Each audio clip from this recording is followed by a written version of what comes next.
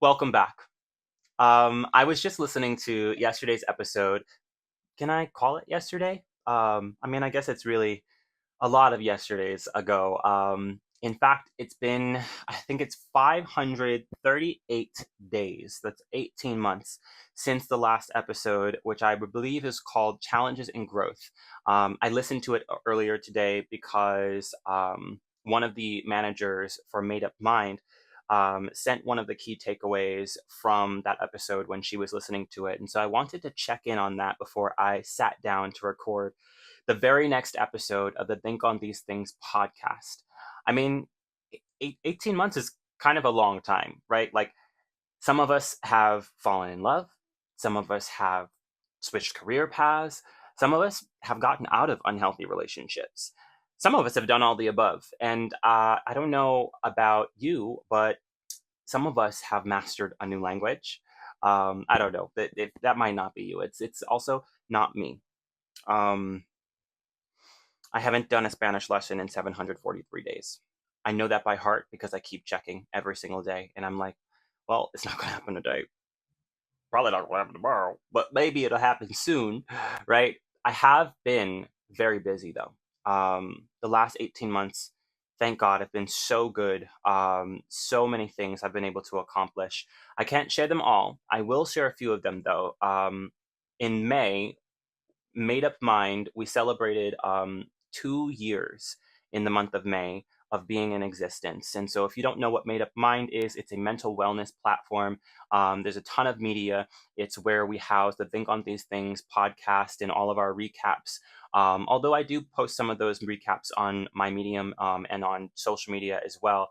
But we'll have like the official recap of the episodes on madeupmind.org, where you also can access a ton of free resources on mental wellness. So that happened in the month of May. About 2 weeks from now, I want to say, maybe three, I'll be celebrating the 1 year anniversary of my second official album. It's called A Weak Constitution, and it came out last year on July 12th. Um, so that's 2 or 3 weeks away.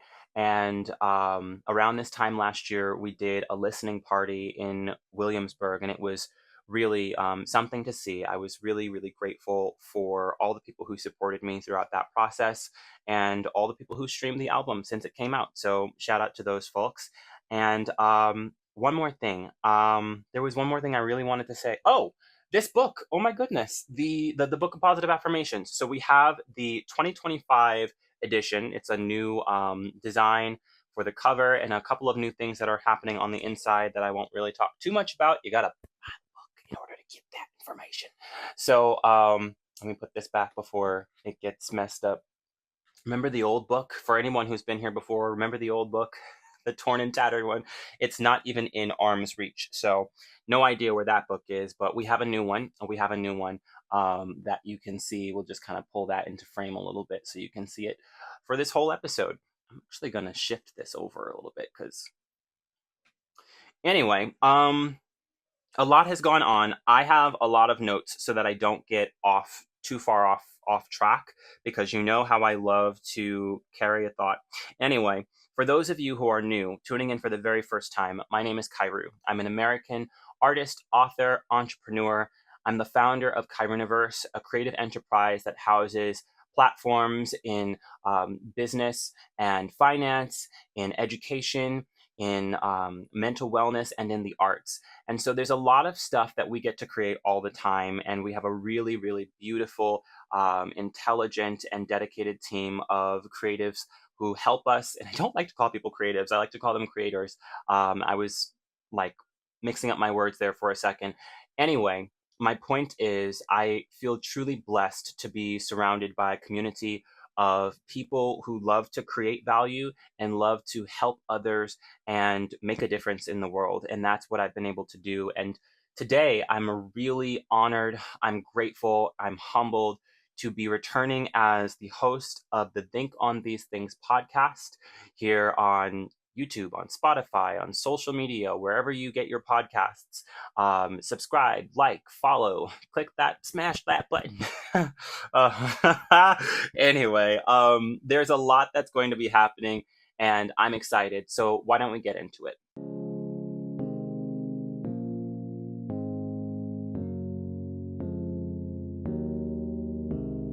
Yellow lamp chasing every sunrise. Look at your soul, I'm in love with your light. Yellow lamp chasing every sunrise. Look at your soul, I'm in love with your light. This season, you might be wondering what you can expect. If you've been watching this show, you followed along for what, the first 82 episodes, and you might be seeing this episode and you're thinking, what's going to be different this time? Is this just a continuation of season 3? Is this season 4? And I want to let you know that this is actually a new series. So if I seem a little nervous, it's because, well, there's a few technical difficulties that we've been dealing with that are irking my nerves, but there's also this air of newness that does make me a little nervous. And more than anything, it just gets me excited. We're also in the middle of a heat wave. So my hands are clammy and I'm sweating a little bit. So I have a little, like a kerchief with me to dab the sweat away. But I am more excited than anything else. And I'm really looking forward to sharing some of these new things with you. We have the same foundation, so we're cultivating confidence and clarity to better navigate the what ifs of life through discipline and also through focus. You have to be disciplined and you have to be focused if you're going to live a life with a made up mind and live a life of purpose, live a life that is truly meaningful, right? Another thing that we're going to continue to do is use affirmations from the Book of Positive Affirmations. We're going to explore what they have to offer, how they can be useful in different situations in our lives. And maybe at the very end of this episode, you'll understand why the approach is a little different. And by a little different, I mean a lot different, actually. We've got a very robust catalog of content on Made Up Mind. And if you're not familiar with that website, www.madeupmind.org, I encourage you to visit to see for yourself. There are tons of free articles and resources for mental wellness. And notice I didn't say mental health. That's a conversation that we don't exactly have enough time to get into today, but we will get into that conversation at some point.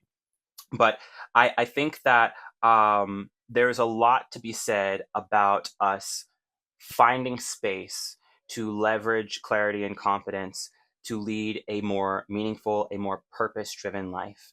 And you know, something that I was thinking about as I was sitting down to gather my thoughts for this episode, there is someone who I once worked with who shared with me their thoughts after they found out that I'm the author of the Book of Positive Affirmations. They thought that after they found out, their their thoughts toward me changed, is what they were letting me know. Basically, they felt that maybe I lacked the capacity to like exercise reason or sound judgment. Basically, they were like, I thought you were slow. I thought you were stupid after I found out about this book that you wrote. And I thought that was really interesting. And what that really made me feel in the moment was I wanted to just say this out loud.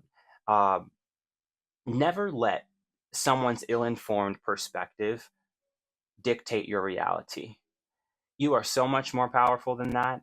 And if you just keep on living, which is something my great grandfather always used to say, if you just keep on living, just keep on living.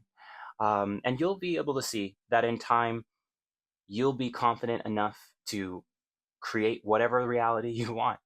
You'll be capable of doing more than what anybody tried to tell you could do or you couldn't do.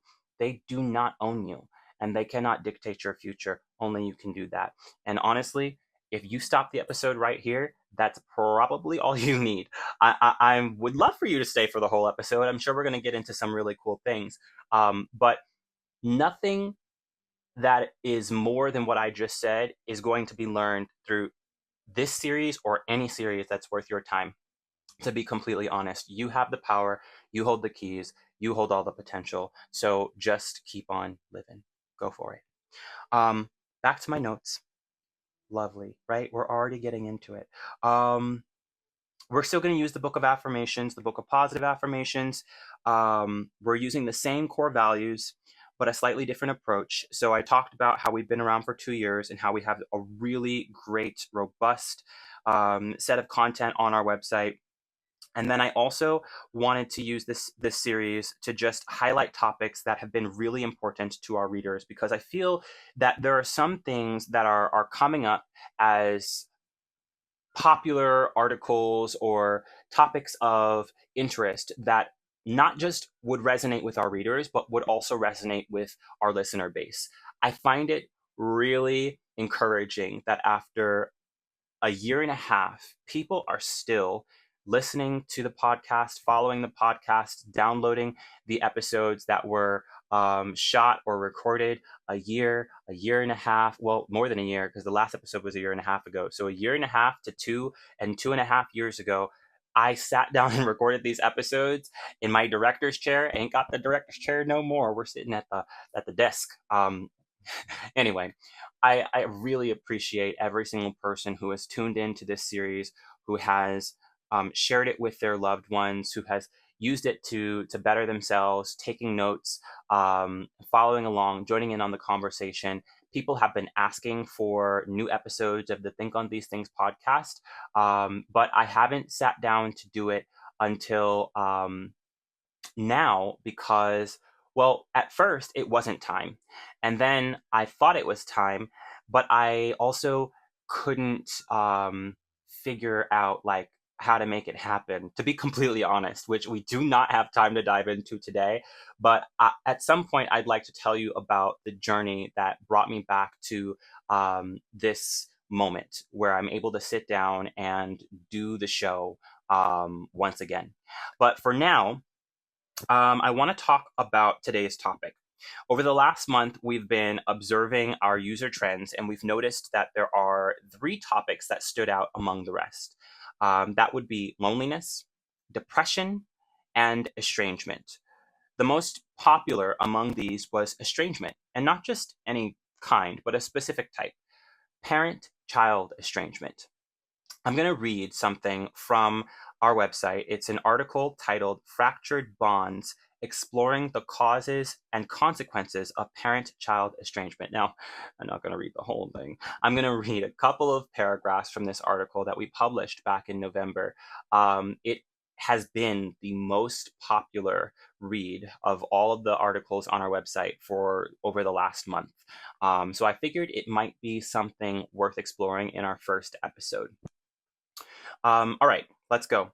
Parent-child estrangement: the complete or partial breakdown of a relationship between an adult child and their parent or parents is a surprisingly common phenomenon.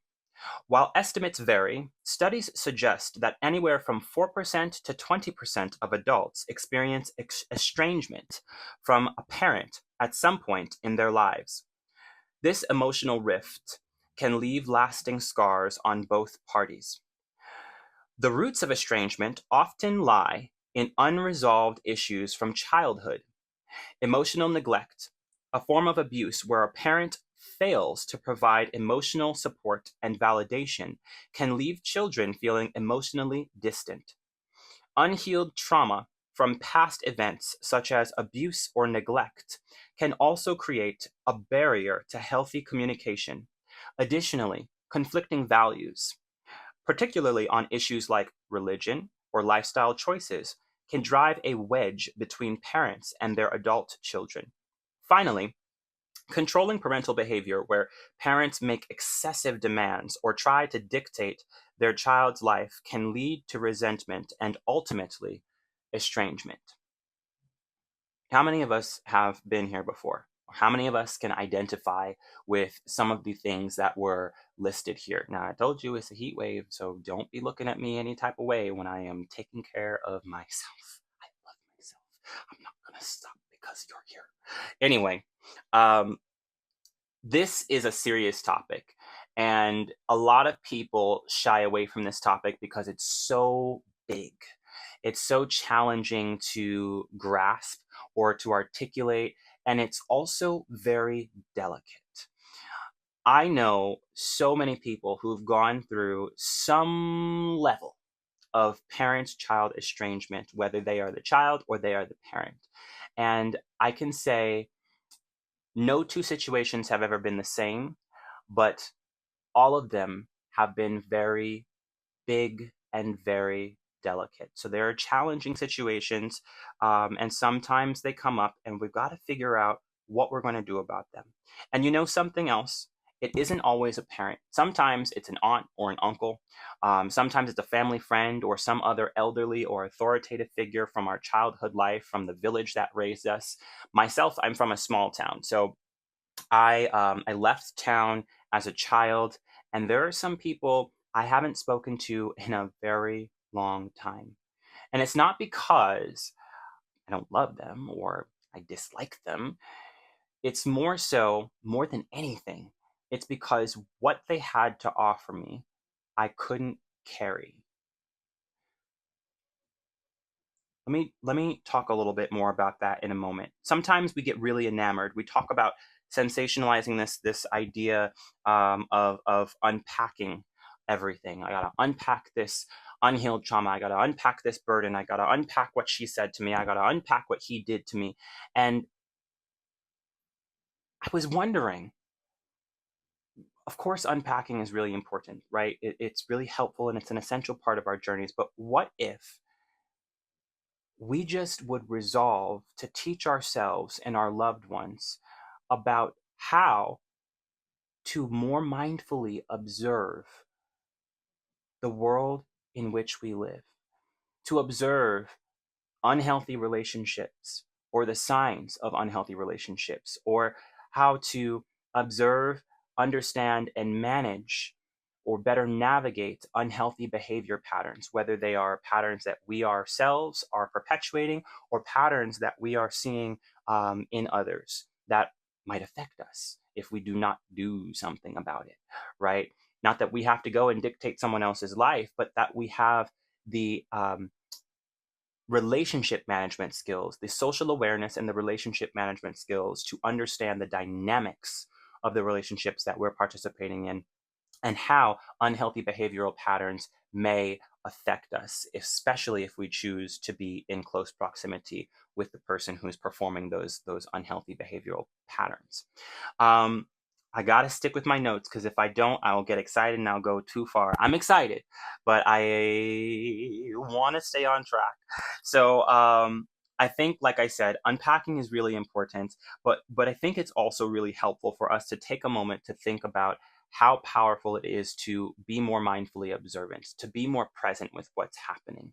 I think there's a lot of times when I was growing up that I would watch people go on and on and on about their resentment. They harbor hate and hurt in their hearts because there is unresolved resentment from some relationship that I was never a part of. Don't know why I was privy to this as a child, right? I don't know who that man or that woman was, or your parents or your grandparents, and I'm not happy that this happened to you. But I think if we're a little more mindful about even the way that we speak and that we act around other people, it can make a huge difference. Some people, they're not overt with their disdain or their resentment, right? They're not overt with their bitterness, but sometimes if we're not careful, it's sublimated and it oozes out of our pores, and it drops down into our lips and out of our mouths and into the ears, the minds of young and impressionable folk. And that's really dangerous. If we could be more mindfully observant, not only can we be better about how we behave around others or even with ourselves, but we can also identify unhealthy behaviors that are happening around us so that we can be more mindful of how we're managing ourselves, about how we're managing our minds, about how we're managing our spaces in which we dwell. Hopefully, this is hitting home for somebody. I know we're moving a little further away from the specific parent child estrangement, and I'm going to touch on that. So don't you leave, don't turn that dial. We're going to get right back to that. But this is something that I think is really important. We walk around a lot of times with unmanaged situations. There are people that I saw as a child, and I can see them today, and you probably see them, and some of you listening might even be these people who are dealing with unmanaged fixations on things that we don't have. So much so that it robs us of the opportunity to see and leverage what it is that we do have. There are things that I haven't achieved. There are things that I do not have. There are experiences that I have not been able to say that I have been through just yet. But if I am just faithful with what I have, if I am faithful with being aware of what I do have, then I can leverage that to be present in this moment and be present in the moment that I am building for tomorrow. Even if you are not consciously aware of and leveraging what you do have, you're building something. You are either building a palace or a prison, maybe a purgatory. You might still be building a purgatory. I don't think it's always that black and white. But some of us are building prisons for ourselves. Why? Because we are letting our lives be ruled by unmanaged fixations on the idea of everything we don't have and everything that everybody else has. And that has got to be really hard. Have you ever seen somebody go on and on and on? I ain't got all that. I don't have this. I'm not. I don't. I can't. And if they could only see what they are, what they do, what they can, their whole world would be different. Sometimes it's more than just what you're thinking about yourself, and it's more than just what you're saying about yourself. Sometimes there are external voices that are feeding in to this negative feedback loop that is keeping you stuck in purgatory or in prison, whatever you want to call it. And it's so much harder to go through life when you're constantly bombarded with these negative thoughts and these negative feelings. There was something that I had written down, so I'm going to go back to my notes, scrolling on through here. When you're managing these situations, these feelings that compromise your ability to see what you are able to do and become, that's a heavy bag to carry. It's a heavy bag to carry. It's filled with every doubt, every anxiety, every fear, every stress. It becomes so familiar. You carry it everywhere. You carry that bag of anger, fear, resentment with you into every relationship. You carry that bag with you into every job. So all you who fell in love, all you who started to switch your career, whatever, that you carrying the same nonsense that you've been lugging around with you all this time into those situations. And in 3, 4, 5, 6 months, you'll wonder why it didn't work out. What have you accomplished in the last 18 months? My life is amazing. I've done an incredible number of things. I just listed a few of them, but I have been so blessed because I have been disciplined and I've been focused. And if you listen to any of the 82 episodes from the first series of the Think on These Things podcast, you'll understand why. Now, I didn't have zero hardship. I had hardship. My God, I was going through it when I was recording the series. I was going through it. And I continued to go through it even after I stopped and went on hiatus. But things changed because I was faithful and I refused to be in a position where I could not see what I had. I was super aware of what I had at all times. And I really want somebody to understand, and I wasn't expecting this to be one of the bigger points, but you got to understand that what you have right now is enough. What you have right now is enough.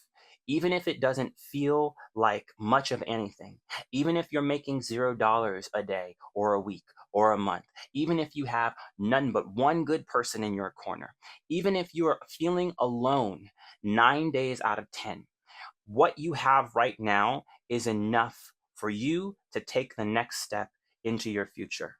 So don't be disillusioned. Don't be dismayed. Don't be discouraged. And do not give in to doubt or fear or shame.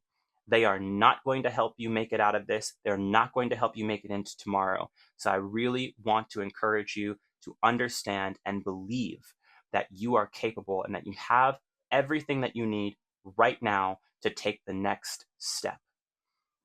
Getting back to my notes, there's only so much you can do about the things that happened to you as a child. There's only so much that you can do about the situations that you endured when you weren't the one who was responsible for where you were going to go and what you were going to do that day. There's only so much you can do about that second grade teacher who called you out your name, who said that you'll never amount to anything. If I had $1 for every time somebody said something like that to or about me, I'd like to say I'd still be doing this podcast. I don't really know. Don't really know if that would be my life situation. I have a good time doing the podcast. I love the podcast. I felt called to do the podcast. I'm going to sit down and do it. I'm doing it right now. But there are so many instances that I am aware of where people have been praying and plotting on my demise. I got to say thanks for every breath in my body. I got to say thanks for every day that I wake up on this side of life. I can't carry around that resentment. That never got me anything. I never watched a single person in my whole life carry around resentment and go somewhere that I want to be or be someone that I want to look up to. I can't look up to them. They're weighed down by their resentment. Are you kidding me? Sometimes people do things that hurt you in your heart, hurt you in your mind, hurt you in your soul, and hopefully not, but sometimes in your body. But you have to decide what you're going to do about it. At the end of the day, I'm not saying you have to be okay with it. That's different. That's not what we're saying. What we are saying is you have the authority and the responsibility to do something about it, to make up your mind about what you're going to do about it with yourself. You can't control that other person, and they really cannot control you. But we're going to get back to that in a moment, because sometimes we find ourselves stuck carrying around this luggage, and it's filled with a bunch of stuff that is keeping us down and holding us back. You can't control what that person said about you when you were a child. Maybe you were a rambunctious child in the second grade, and that's why the teacher wanted to point out, like, I don't know what the point was that the teacher was trying to make, and I can't justify what the teacher did, and I don't believe there's a justification for that kind of verbiage or that kind of behavior from an adult to a child. I think that's reckless and really extremely dangerous. But that didn't ruin you. You're still here. If you're listening to this episode, you made it this far. That didn't ruin you, did it? Maybe the reason that you were rambunctious, if you were, let's just humor this situation just for a moment, because I was a handful as a child, and I know that some people said some things about me. But maybe the reason that you were rambunctious as a child was because school was the only place where you felt that you could be more expressive. Maybe you didn't feel that same liberty in any of the other environments that you were growing up in. And that's unfortunate, but it's often the case for a lot of children who are in, some troubled situations. They get to school and they feel like they can let loose and they can take a few risks, and they do it. And they have some of these encounters with adults that stay with them for the rest of their lives if they don't do something about it. And it doesn't justify what the teacher did. It doesn't justify the environment that the parents kept or that the village kept when you weren't in school, but it does help us to understand the situation better. And in order for us to move forward and shed that weight, understanding is a really important tool, a key that unlocks the door to a brighter future, a better tomorrow. Let's talk a little bit more about what's in these notes. Sometimes these items don't even belong to you. Isn't that something? I was just thinking about the other day, how someone was telling me about all these things that somebody else did to them and all these things that somebody else said to them. And this is years ago. They're holding on to this. And I thought, well, what if you just let it go? And I can't judge that person. I don't know their whole situation, but they were so fired up about it, that they wanted me to know what everybody else did to them, and there was never an instance where they made a declaration about what they resolved to do about it. But what they resolved to do about it, as far as I know, was what they were doing in that moment, which was retelling the story to me. And when they retell the story, they relive the story, and they you could feel the agony in their voice, and you could see it in their face, in their eyes. And I don't believe that that is what we are all destined to do in this life. Life is short. We're not promised tomorrow. What that person did or said to you yesterday does not have to hold you hostage. So if you are dealing with a situation like that, you can't do anything about what was happening to you as a child. But when you're 18, 23, 48, 62, you need to be more mindful about the company that you keep. You need to be more mindful about the people who are pouring into you, who are speaking over your life, who are speaking into your mind and into your body and into your spirit. Being grown and being surrounded by people, never once has someone pushed you to do something greater or outside anything that you know. That's not a flex. That's a fuck up.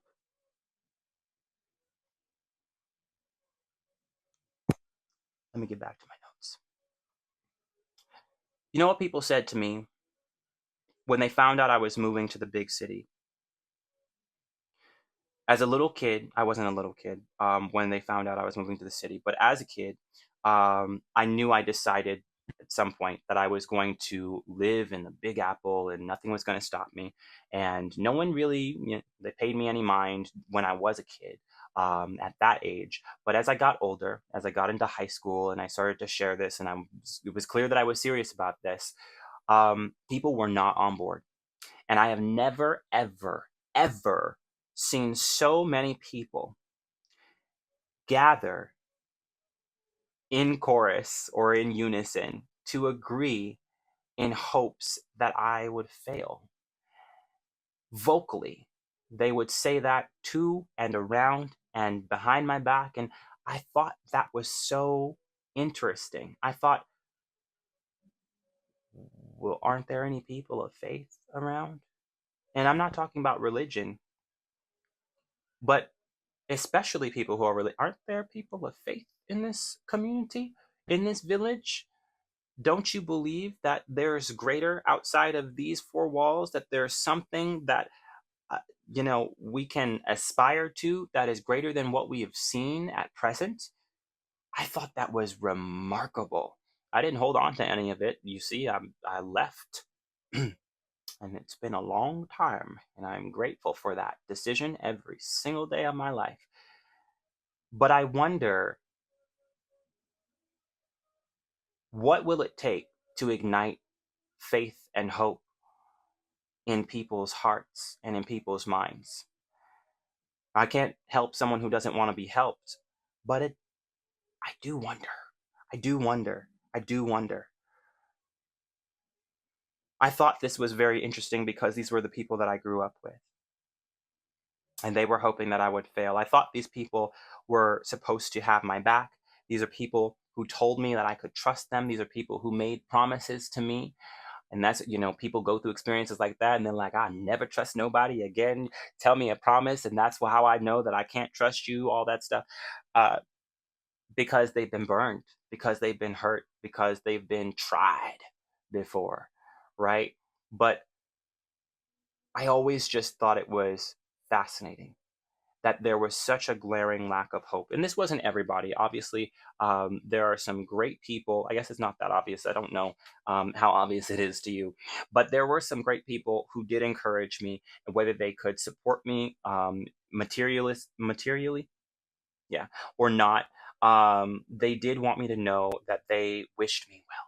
And I thought that that was beautiful. But I was confident that this was the right choice and I was going to go anyway.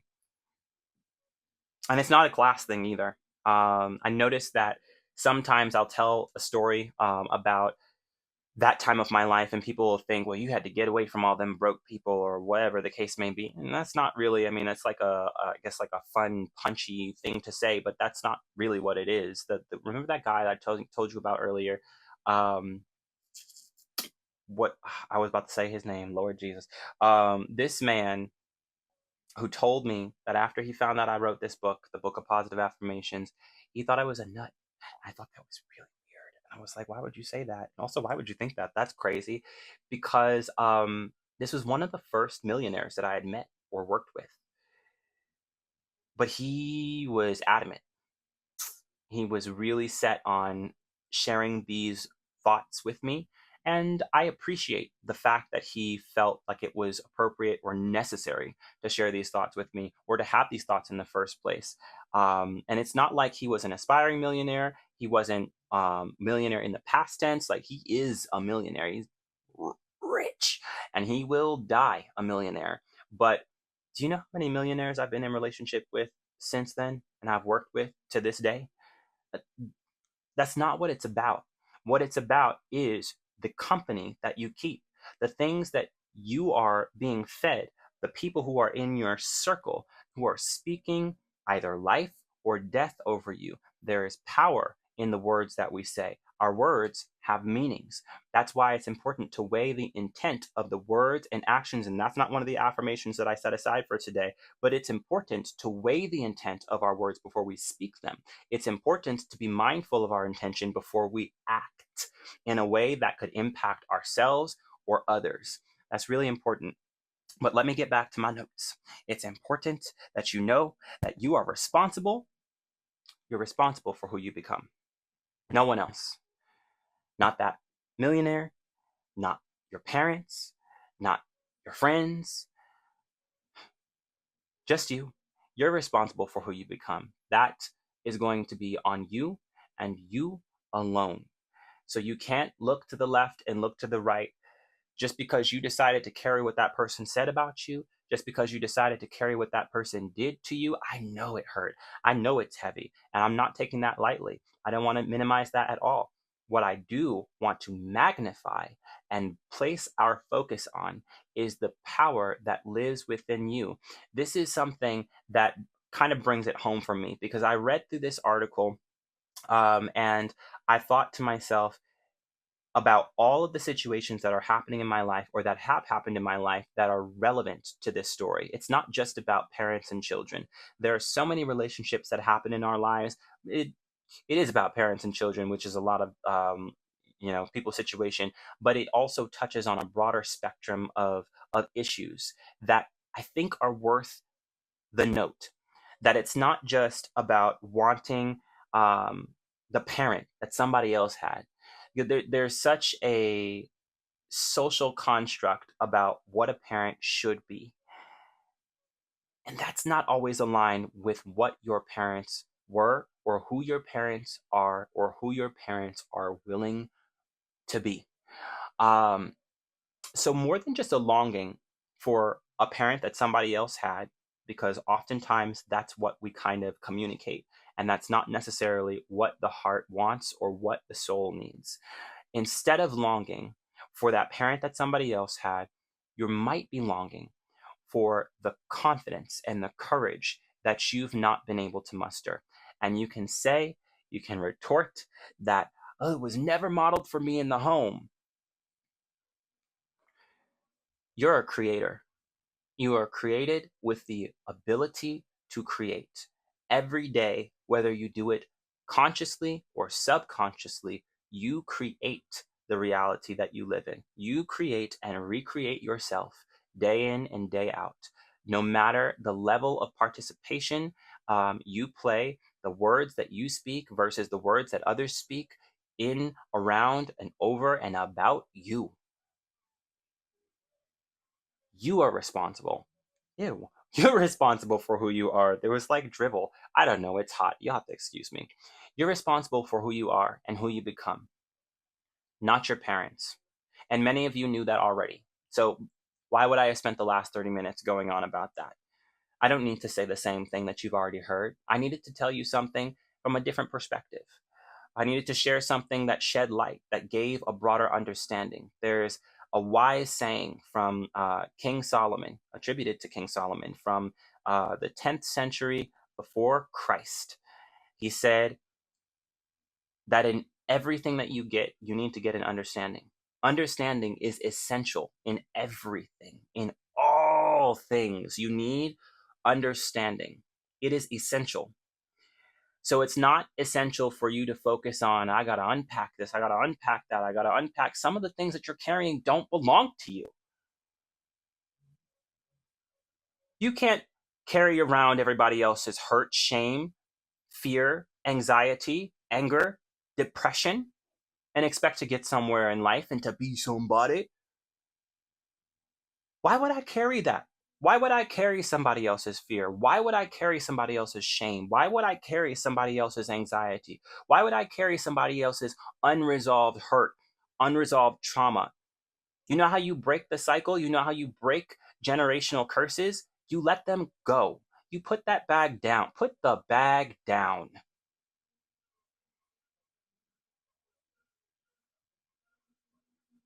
Can't stand when somebody tries to project some nonsense onto me. Why would I carry that? I'm not a canvas. I'm a light. I won't carry your fear. I won't carry your anger. I won't carry your bitterness. I won't carry your resentment. I won't carry your shame. I won't carry your lies, especially those about who I am. That's insane. That's crazy. Life is so short. Why would I give in to your delusion and allow that to dictate my reality? I don't care who it comes from. I respect everyone's right to be. I respect everyone's right to have an opinion or their perspective on a situation. It doesn't change who I am. It doesn't change the reality of who I am. It gives me a wider scope of understanding, and a wider scope of understanding empowers me to lead a more purpose driven and mindfully present life. And that's what I believe is going to be of use, of value, and holding potential for all people. In other words, I believe that that is good for you and for me to get an understanding. And ideally, you're able to repair the relationship. If it's broken, if you're estranged, but in order for you to come together, you need two things: you need empathy and you need understanding. You don't need to free your parent from the shackles of whatever their parent did to them, and they don't need to hold any of that over your head. Both of you need to have empathy for each other. Both of you need to have understanding. That's how the reconciliation is going to be possible. But you don't need to be held hostage because they're harboring something that they haven't resolved. Either way, because parent child estrangement isn't always just because the parent wasn't so good. In one way or another, somebody did something that caused the other to feel like they need to be, or that they already are, far away from the other. And while sometimes we really do hope that there is reconciliation, sometimes that reconciliation doesn't come. So, whatever the case may be, your responsibility in order to lead a more purpose driven and mindfully present life, in order to become all that you were created to be, is to put the bag down. Stop holding on to things that don't belong to you. Stop holding on to things that are holding you back and weighing you down when you have an opportunity to do better, to go farther, especially if you're bringing other children into the world. There are some patterns that persist because you refuse to let them die. You refuse to let them go. I am an advocate for restoration. I am an advocate for healing. And in order to heal a wound, you gotta address it. You gotta be real about it. I was looking at this book, Principles by Ray Dalio, and I thought it was so interesting. Oh my goodness, is it gonna come out? Because I saw this dusty bag sitting here, and I was like, "What's in there?" I haven't finished my spring cleaning. Don't get at me. Mind your business. Anyway, I opened this book, and the first thing I saw was embrace reality and deal with it. There is nothing more important than understanding how reality works and how to deal with it. The state of mind you bring to this process makes all the difference. I have found it helpful to think of my life as if it were a game in which each problem I face is a puzzle I need to solve. By solving the puzzle, I get a gem in the form of a principle that can help me avoid the same sort of problem in the future. I would read on. I'm not going to read more than fair use, but we are too far into this episode. I strongly encourage you to get that book because it is a game changer. If you change your mind, you can change your world. There are three affirmations I wanted to share with you today before we go. That in the book of Positive Affirmations, chapter 2, the 21st affirmation reads that some interactions with others may cause me to feel hurt. However, there is comfort in knowing that I may use these experiences to learn more about myself, as well as how my words and actions may affect others. So, very similar to what we just heard in Principles, y'all better get this book too, the Book of Positive Affirmations. Don't be slow moving to the cart. Anyway, that's not.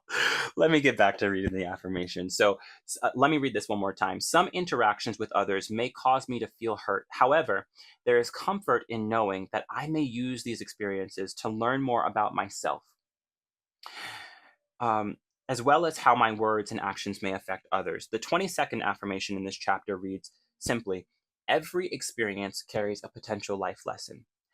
And then the 29th affirmation in this chapter reads, I am responsible for discerning the proper boundaries I must set in order to protect my physical health and my peace. If any part of your current life was represented in this episode, I encourage you. In fact, I implore you. I want you to do something about it. Don't sit with the hurt. Don't sit with the pain, the frustration. Sit with these affirmations. Take a moment to really reflect on what's going on and reflect on what you're capable of doing to address, to manage, and to better navigate it with discipline and focus. Discipline, if it was easy, everybody would be doing it. It's a challenging process. It's important to be challenged. It allows you to grow and to understand yourself in ways that you would never be able to unless you took that chance and stepped outside of what you already know. That's the only way that you're going to be able to make that happen. There were a couple other things. Obviously, purchase the book. Go to madeupmind.org right now. Go on ahead, www.madeupmind.org. I mean it. I said it a little sing-songy, but I do mean that. Go get that. And even if you don't get it, I want to encourage you to stay in touch. If anything resonated with you during this episode, click the subscribe button, follow the Think on These Things podcast on Spotify, connect with me on Instagram, on X, formerly known as Twitter, at Highaskai. That's HIGHASKI. And let's continue the conversation together. I'm going to be back for another episode.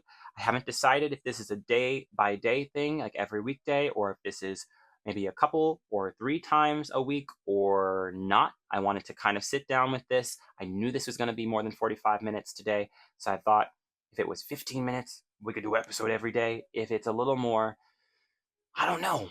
Let's find out. Let's see. Stay tuned after these brief messages. All right. Until next time. Love you. Peace.